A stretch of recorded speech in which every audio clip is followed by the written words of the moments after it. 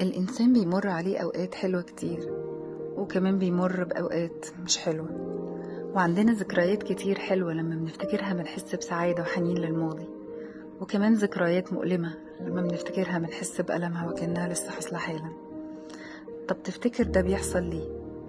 اللي بيحصل ده لأن أي موقف انت بتفتكره بتفاصيله وكأنك موجود فيه، ممكن تشم ريحة المكان أو تحس بطعم الحاجات اللي كنت بتاكلها.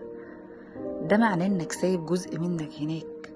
كل ما يحس بالوحدة يبعتلك نفس الشعور اللي هو حاسس بيه، بيفكرك انه موجود وحاسس بالسعادة، او موجود وحاسس بالألم.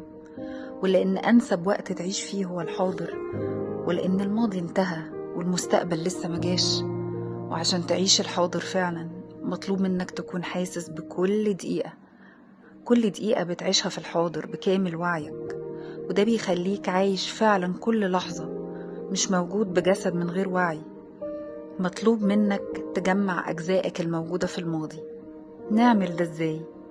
احنا فريق الدعم النفسي لمدرسة الجراحة النفسية، عندنا كل الأدوات اللي نقدر نساعدك بيها تعيش الحاضر، لأنك تستحق الأفضل.